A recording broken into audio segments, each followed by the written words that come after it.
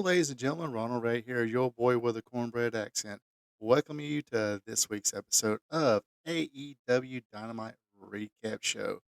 Appreciate everybody checking it out. Of course, this is the all-out uh, aftermath Dynamite taking place at the Rump Arena in Lexington, Kentucky.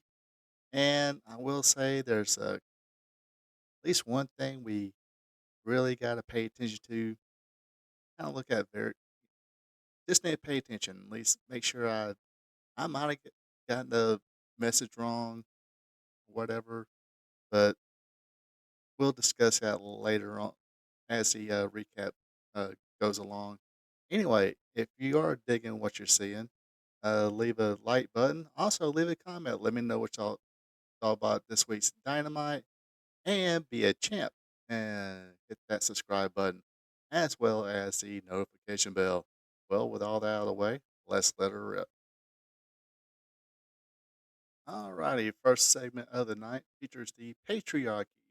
Christian stated that when Killswitch came in with the crowd chanting Luchasaurus, and he did chant Luchasaurus, or the crowd, he did come out to the Luchasaurus, I guess, not really the Tarzan boy, whatever, Jungle Boy music, but uh, the crowd did chant Luchasaurus at the All In pay per view.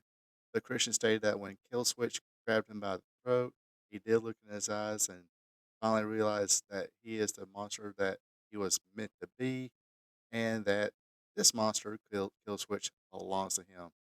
He also said that he will beat Ryan Danielson up, and he'll beat him so bad that he'll wish Bree has CTE. So definitely a definitely a dark, deep heel promo from Christian Cage. The one, hey, it is getting a lot of attention. He's doing a good job.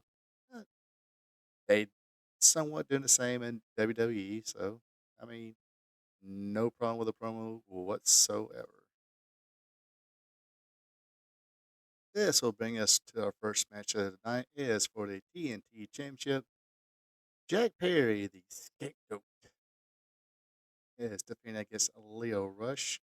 Uh, it was an okay match, back and forth. They use your speed. Commentators were really good. Say, hey, if anybody can compete with or match speed with Jack Perry, it is Leo Rush as far as high flying and stuff like that. My personal thinking is Leo Rush is a little bit better at the flippy floppy high flying stuff than Jack Perry is, but that's just my opinion. Either way, it was Jack Perry with that stiff knee strike for the 1, 2, 3, retaining the TNT Championship. All right, the next match was supposed to be a trios match with Private Party and Commander taking on Joe Cruz and a couple other people, but they didn't really get finished with the intros. They were barely, you know, in the ring before uh, John Moxley, Claudio Castagnoli, Pac, and Martina Schaefer gave them all a beat down. Uh, Pac would get on the mic, said, ladies and gentlemen, boys and girls, we have been very patient. But ultimately, enough is enough. This company is broken. What happened to Saturday? What happened Saturday at All Out? That was inevitable. We are inevitable, a product of this festering environment. And as for me, I have been very lost for very long, but not anymore. I have a purpose. Diplomacy has failed, ladies and gentlemen. This company is ours. So hopefully, this whole thing could be very very interesting. I think it'll be even more interesting if, say, a Shane McMahon does appear and becomes part of the company and be the leader of this faction. Uh, It'll be pretty cool deal. I just don't have faith in AEW as in storyline. So hopefully they prove me wrong. Let's let's go to the next match. All right, next match of the night, we have Ricochet going against Sammy Guevara. Remember, Sammy Guevara was supposedly a pillar of the company. months ago, almost a year ago, I guess. And now he's just in a match against Ricochet. Uh, they kept going after the same moves. Ricochet would hit his headstand, head scissor takedown, and drop kick. Then hit a dive, get the advantage for a little bit. Match was out on the floor at that point. Match ended up at the entrance where Sammy threw Ricochet into the entrance wall, climbed up the entrance, did a moonsault because on TV. Who cares? Uh, Comebacks were cut off when Sammy countered a fireman carry into a pile driver, but Ricochet would counter Sami Zayn or Sammy Guevara's finisher with a vertigo for the win. As he was celebrating, Mono ran in the ring, speared Ricochet. Then Sammy grabbed a chair and saved him, raised his hand. Uh, it's okay match, but it's now Ricochet is a Ring of Honor World Tag Team Champion, and just in a kind of a throwaway match with Ricochet, the new guy in there. Anyway, next. All right, now here's a part where kind of asking everybody kind of help me pay attention, help me. If I caught something wrong, please feel free to correct me in the comments. But anyway, Darby Allin did come to the ring and say, "Hey, somebody's looking for him," so here he is. Out comes John Moxley. Uh, Darby, Darby's music, or excuse me, Darby said John was a hero of his. The first time they met was at indie show in a high school. By the way, as far as John Moxley, I kind of do dig his new entrance music. It's pretty cool. Anyway, John Moxley said, "Look, you won a match to earn a shot at the AEW World Championship at Grand Slam, which is 2 weeks from yesterday, right? Did I get that right?" But John Moxley said uh, he doesn't have time to explain everything, so we didn't get an explanation of why they turned on Brian Danielson because he said it's a deep subject, whatever. Didn't have a lot of time to get into it, but he said either way, Brian Danielson is going to be indisposed because of what they did and would not be able to defend the world title against Darby Allin. But that doesn't matter.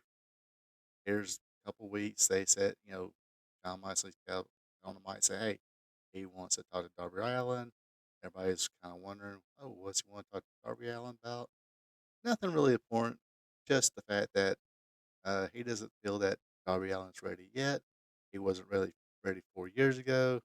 He's not ready now to earn that spot. So John Moxley said Darby Allin to uh, hand hand over the title shot to John Moxley, and of course Darby Allin refused, and the match was made.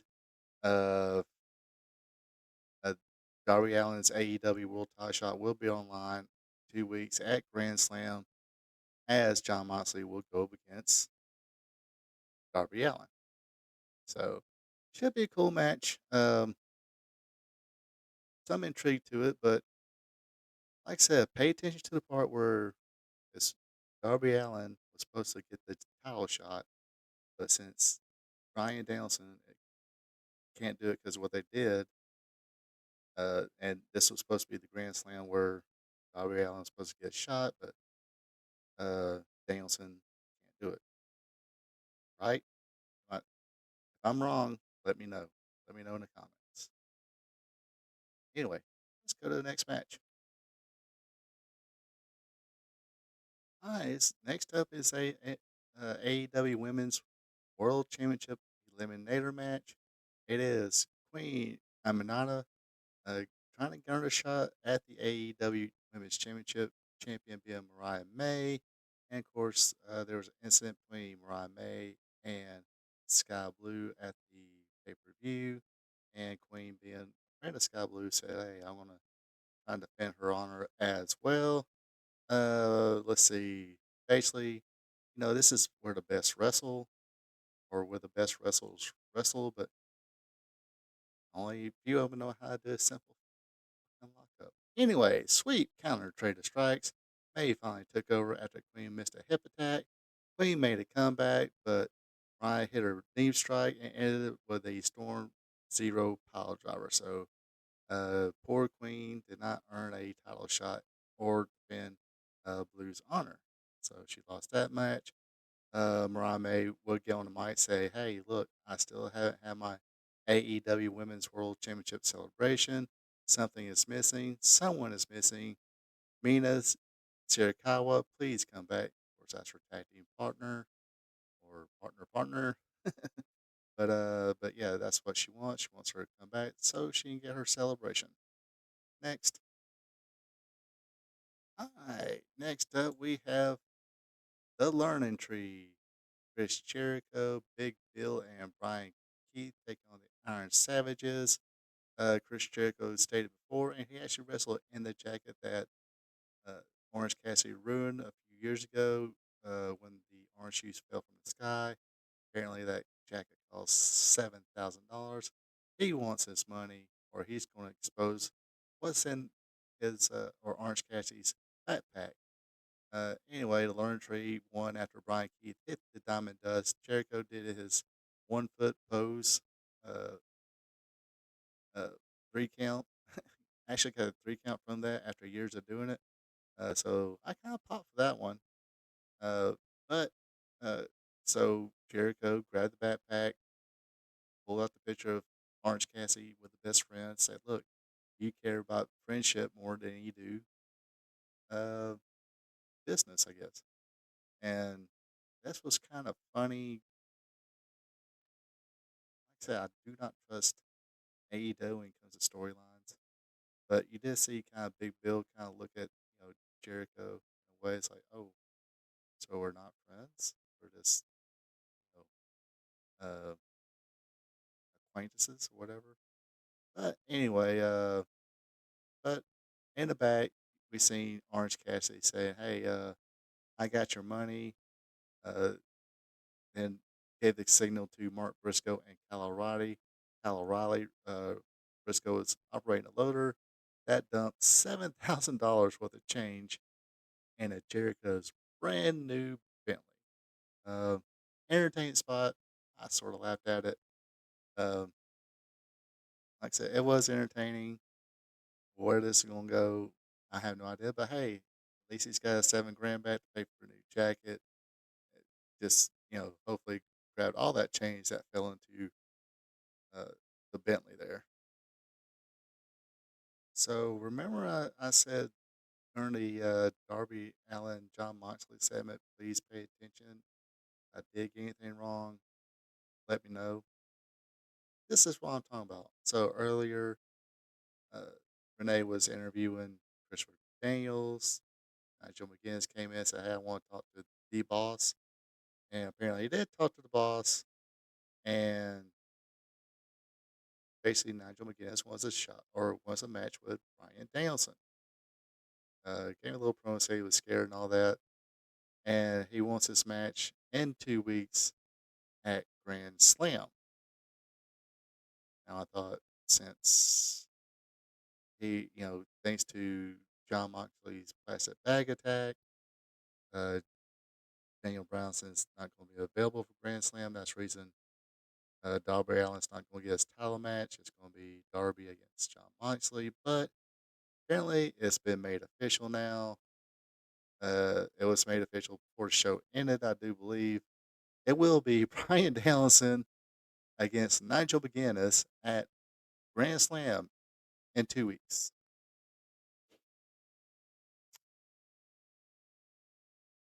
I ain't tweeted it out, Facebook it out. Yeah, this makes perfectly good sense. Now, in one hand, I guess I'll get to that later. Let's get to the main event. All right, time for the main event.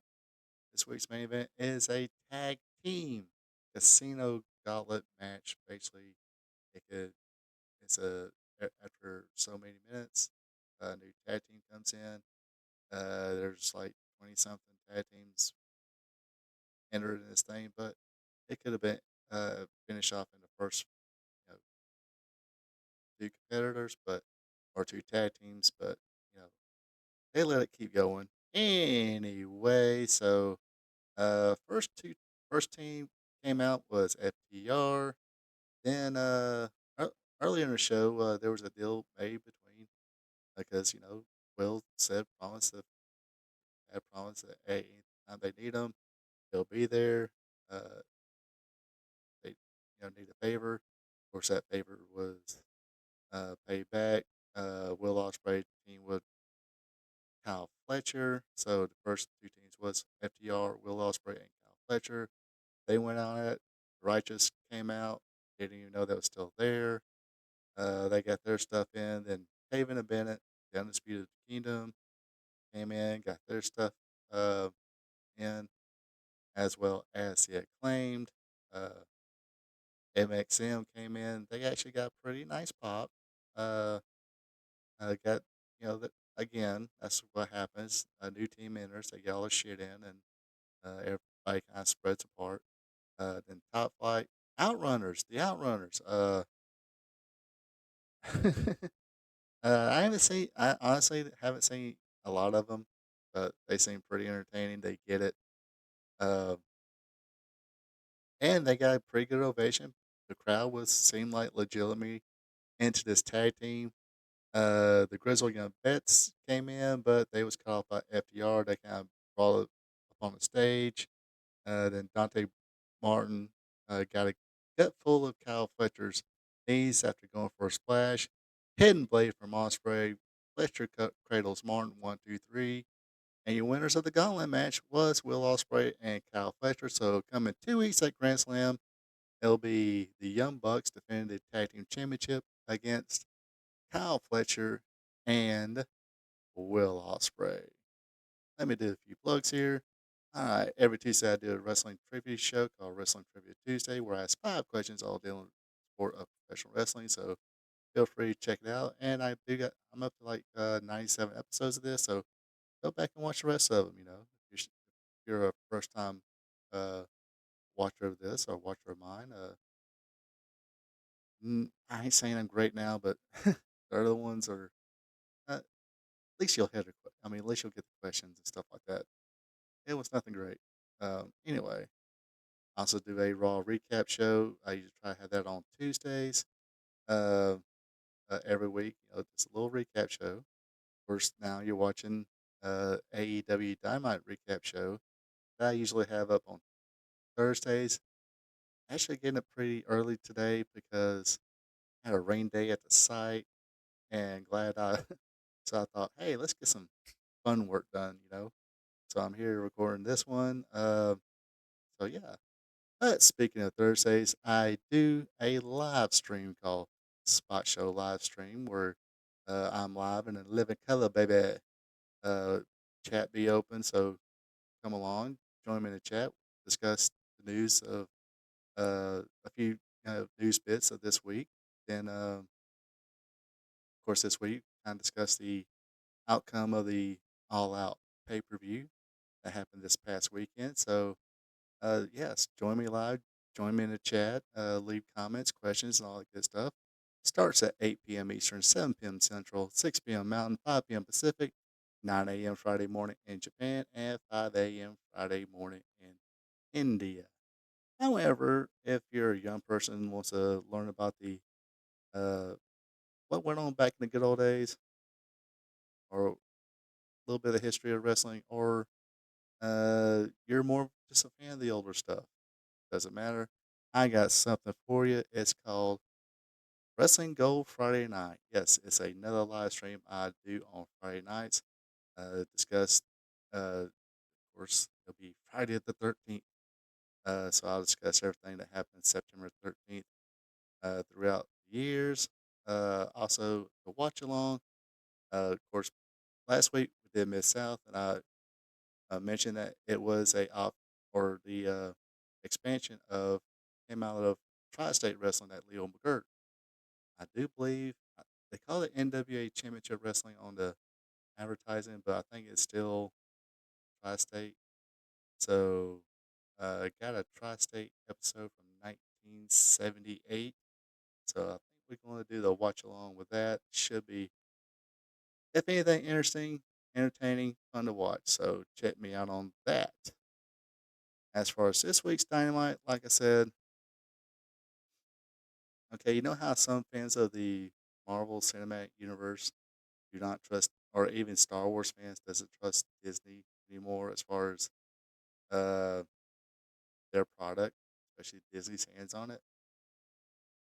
I want to say that's because at least I can sit there and go, okay, this is what AEW is. It's this is their niche. They're satisfied, obviously satisfied with what the numbers they bring and stuff like that. So it is what it is. So when they do trying to do storyline, I just don't have no confidence in them. And like I said, I don't understand how they can't have the championship match at uh, Grand Slam in 2 weeks, but they can have the Nigel and uh, Brian Danielson match, unless they're gonna do a little swerve here. Maybe I mean you can't say that unless they do something like okay, John Moxley beats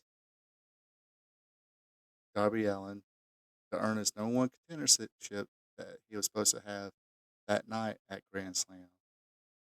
Then say, hey, this is a match for Grand Slam, so let's have it. Then John Moxley beats Brian Danielson after the Nigel match. I don't know. Like I said, I don't have any confidence. I do want to get excited about it because it has great possibilities. This storyline right here has great possibilities. I just don't trust AEW. But there's a few. There's a niche in there that there's something in there that could make it work, even though we don't know if the person's going to be involved or not. If he is, it could be great, especially if his handprints on it. He's kind of directing traffic, as you will, uh, but we do not know. Anyway, that does it for this week for my AEW Dynamite Recap show. Hope you folks enjoyed. Like I said, like, share, comment, and be a champ. Hit that subscribe button and that notification bell. Until next time, you folks have a good one and take it easy.